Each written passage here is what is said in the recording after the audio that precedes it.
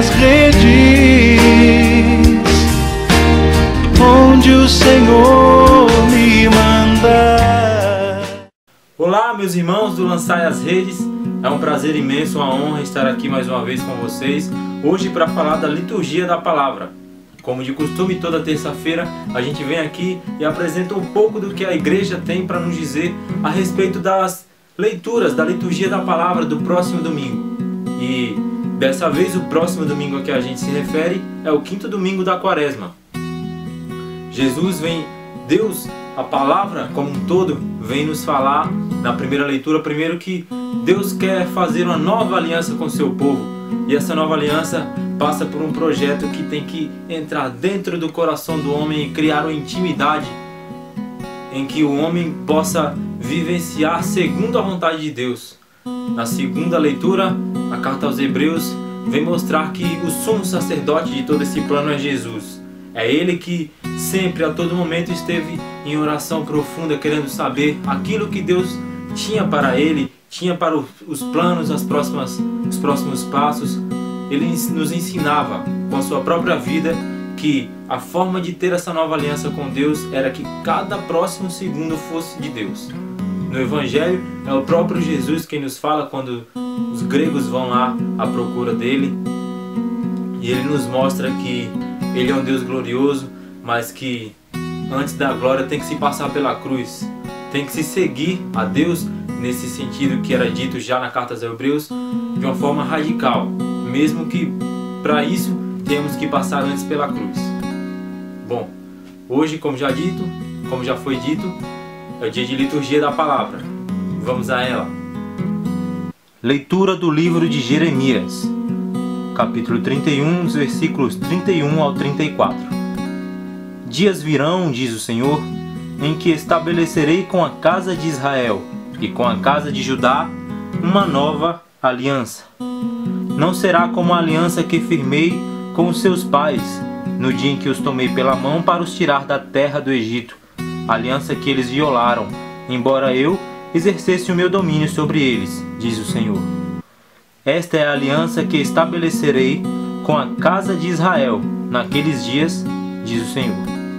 Hei de imprimir a minha lei no íntimo da sua alma e gravá-la-ei no seu coração. Eu serei o seu Deus e eles serão o meu povo. Não terão já de se instruir uns aos outros, nem de dizer cada um ao seu irmão: aprendei a conhecer o Senhor. Todos eles me conhecerão, desde o maior ao mais pequeno, diz o Senhor. Porque vou perdoar os seus pecados e não mais recordarei as suas faltas. Nessa primeira leitura, Deus vem nos falar que vai fazer uma nova aliança. A primeira aliança, a aliança que foi feita lá no Sinai com as leis, como diz a própria leitura, os homens violaram essa aliança. Não Deus, porque Deus é fiel. E se Ele faz uma aliança com o homem, se Ele promete algo ao homem, Ele jamais irá descumprir aquela promessa. Mas o homem não é assim. Sobretudo quando se toma essa primeira aliança.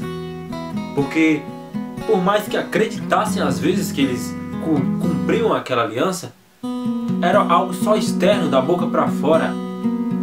Eles diziam aquilo ou seguiam as leis, mas a verdadeira transformação, que é a transformação que tem que acontecer dentro do ser humano, no coração, não acontecia. Eles não se convertiam de verdade. Eles apenas seguiam as leis da boca para fora com uma segunda intenção ligada àquilo. Na cultura semita, é legal a gente entender que é no coração que acontece não só os sentimentos, é no coração que habitam não só os sentimentos, mas também a consciência, a inteligência, a obediência, os projetos, as ações. Ou seja, se a necessidade de que o homem tenha essa transformação por inteiro, essa conversão, é preciso que Deus agora parta a habitar no coração dos homens, que essa nova aliança aconteça dentro do coração dos homens. E é isso que propõe essa nova aliança. Essa nova aliança virá por meio de Jesus. E as próximas leituras da liturgia nos mostram isso, nos dão um direcionamento de como isso acontecerá. Leitura da Carta aos Hebreus, capítulo 5, versículos de 7 a 9. Nos dias da sua vida mortal, Cristo dirigiu preces e súplicas, com grandes clamores e lágrimas, àquele que o podia livrar da morte, e foi atendido por causa de sua piedade. Apesar de ser filho, aprendeu a obediência no sofrimento e, tendo atingido a sua plenitude, tornou-se para todos os que lhe obedecem causa de salvação eterna. Como vimos na carta aos Hebreus, Jesus viveu as angústias dos homens. Ele viveu o que nós vivemos até hoje. Ele viveu angústias, ele chorou a morte de Lázaro, ele foi tentado, ele sofreu e teve medo diante da sua morte, diante de uma morte tão horrenda como ele saberia que passaria por ela. Lá no Monte das Oliveiras, provavelmente seja desse trecho, dessa passagem que a carta trate. Então, nesse sentido, nisso temos que, sabendo das angústias, tendo sofrido na pele as angústias e o sofrimento que o homem sente, ele sabia também qual a saída, qual o remédio. Ele sabia qual o remédio e nos mostrou com sua própria vida. Podemos perceber que Jesus, durante toda a sua vida, teve uma oração e uma intimidade intensa com o Pai.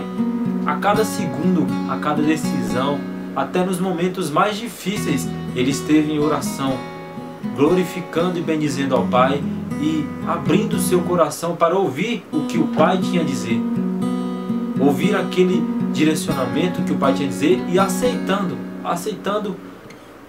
os caminhos que o Pai tinha lhe indicado. Mesmo diante de uma morte de cruz, ele aceitou aquilo. E diante disso, Jesus vem nos mostrar. Ele é a nova aliança. Ele é quem diz: antes vocês agiram errado. E na primeira leitura, Deus nos fala: todos os pecados foram perdoados. Tudo aquilo que passou, todas as seus erros, tudo aquilo de não cumprimento que aconteceu, ficou. Porque Deus não se importava e não se importa até hoje com o seu passado, com o nosso passado. O que importa para Ele é o hoje, é o agora, o que você pode fazer. Da mesma maneira, Jesus vem mostrar: aquilo tudo passou. É a partir de agora que você tem que se preocupar. Como agir? Não se preocupando apenas com o cumprimento das leis. Eu sou o caminho, a verdade e a vida. Quem crê em mim, crê no Pai. Olha, me siga. O que eu mostro com a minha vida é necessário uma comunhão intensa com o Pai, uma oração ininterrupta com o Pai. A cada movimento, a cada ação, nos momentos de alegria, de tristeza, de tribulação, é necessário pedir a orientação do Pai. E Ele diz, e quando Ele disser, cabe a nós ouvir e atender, porque o nosso Pai nos ama infinitamente, é Ele que sabe o melhor para nós. A vida de Jesus também é prova disso.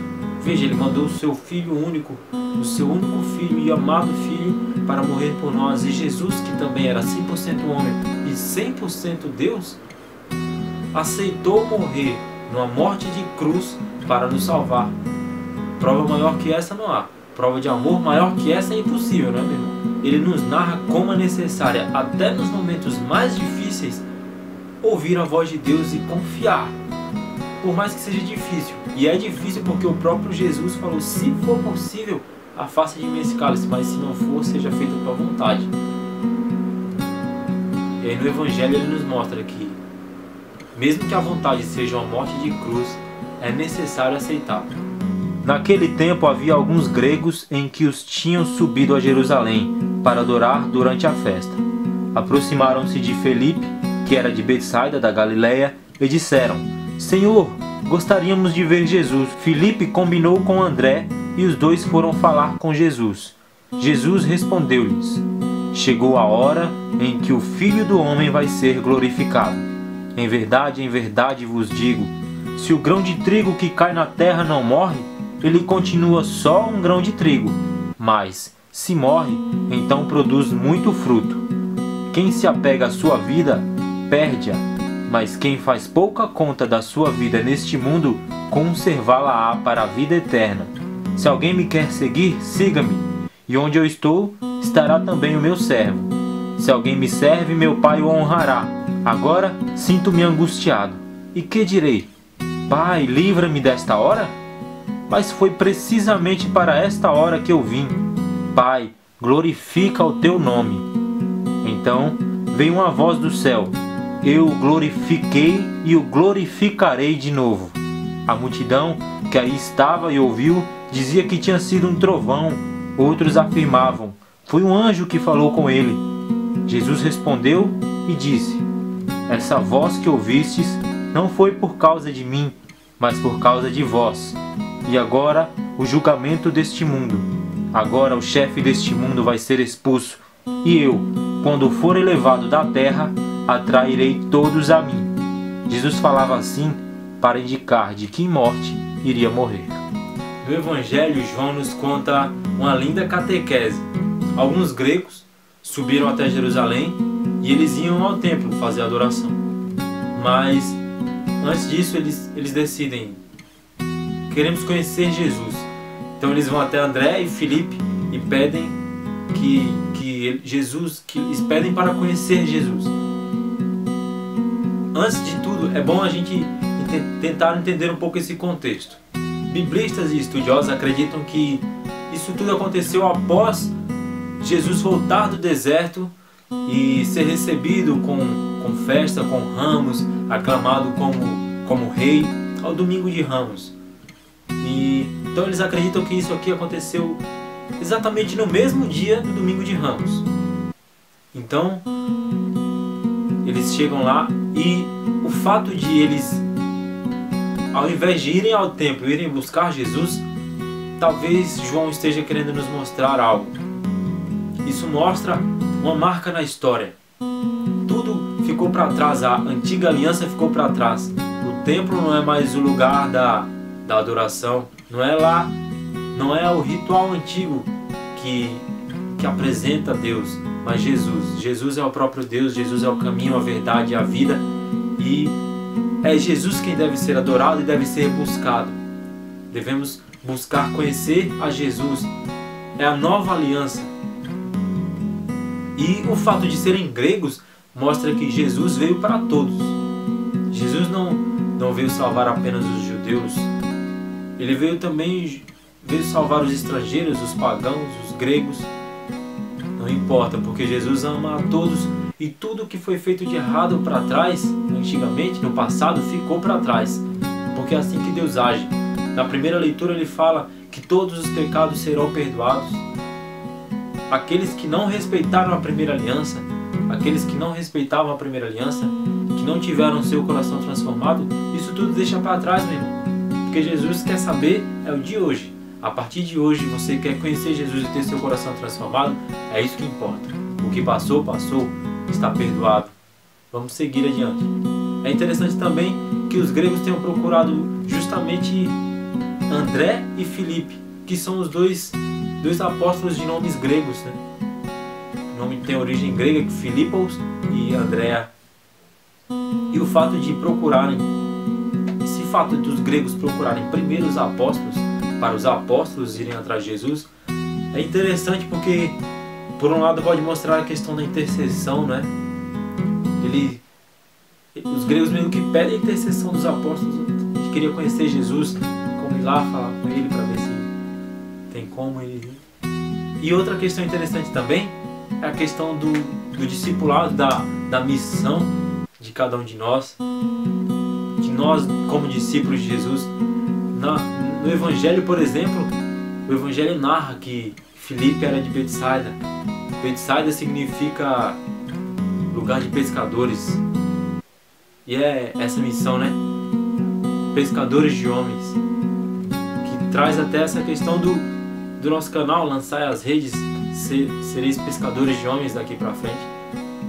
E aí, A missão do pescador de homens, daquele que já conhece a Jesus, no caso os discípulos, é pegar aqueles que não conhecem Jesus e apresentar a Jesus. Talvez isso tudo simbolize também, e simbolize de uma forma muito catequética e bonita, a missão do apóstolo, a missão daquele que já conhece a Jesus. E aí os apóstolos vão até Jesus, e aí é a hora que ele vem falar. E é muito bonito também porque, como já foi dito, era dia de Domingo de Ramos, já tinha passado aquele Domingo de Ramos, onde Jesus tinha sido aclamado como rei dos judeus. Então talvez aqueles gregos fossem lá esperando encontrar um rei pomposo, cheio de glórias. Mas Jesus vem dizer que não existe glória sem antes passar pela cruz. Não existe ressurreição sem antes passar pela cruz. E ele mostra que é necessário aceitar essa cruz. É necessário ouvir a Deus a todo momento. E se Deus mostrar que é a cruz que tem que se passar, vamos lá, vamos passar. É difícil, não é fácil. Não é fácil até porque o próprio Jesus soou sangue no Monte das Oliveiras quando via tudo aquilo que ele teria que passar. Mas ele fala, eu vim aqui, chegou a hora. Se eu vim aqui para isso, como é que agora eu posso pedir para Deus me livrar, tirar, falar para Deus que não vou fazer?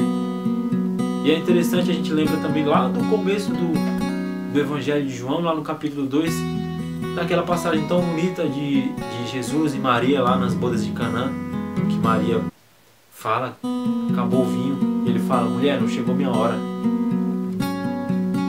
Agora, quando os gregos vão lá e Filipe e André vão interceder, Jesus fala, é chegada a hora. Agora chegou a hora. Eu vou ser erguido.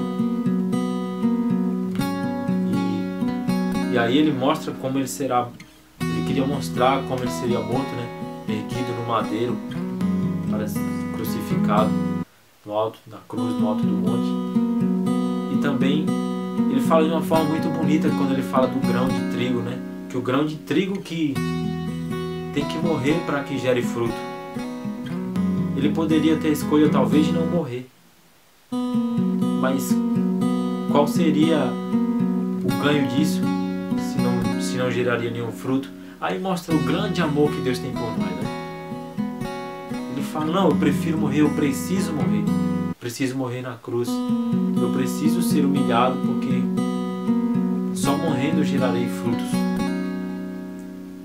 E o nome do meu Pai precisa ser glorificado. E aí, naquele momento, uma voz que alguns achavam que era um trovão, outros que era um anjo, diz que será glorificado. E Jesus fala, isso não foi para mim, foi para vocês. Por que Jesus fala isso?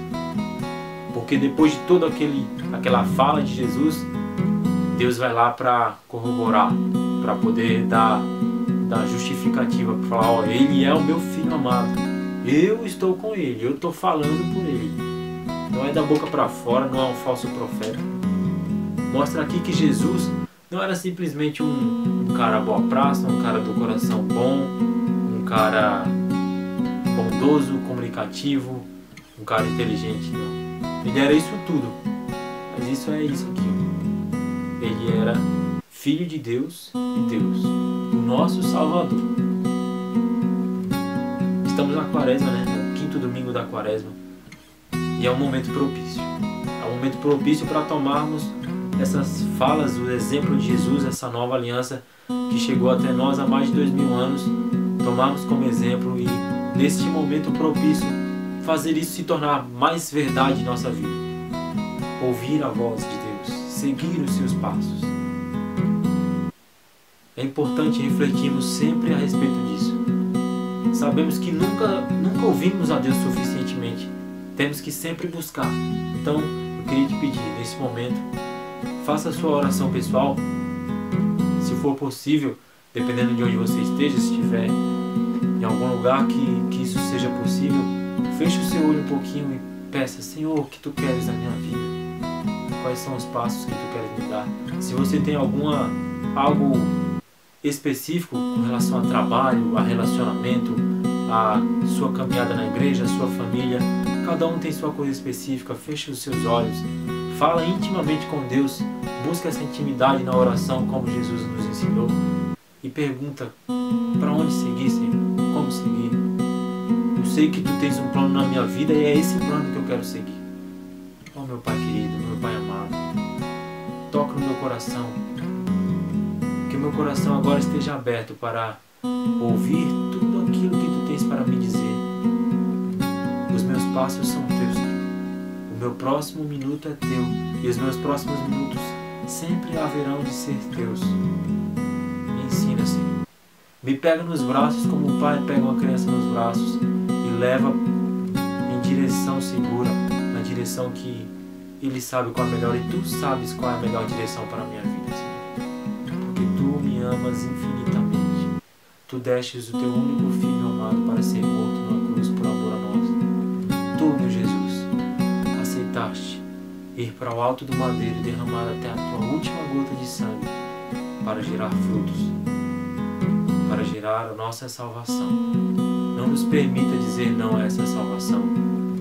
Não nos permita dizer não a esta nova aliança. Queremos estar contigo, Senhor. Fiquem com Deus. Se você puder, curta a nossa página, mostre para os seus amigos, compartilhe, comente aqui, deixando a sua impressão. E sempre continue com a gente. Lançai as redes, meus irmãos.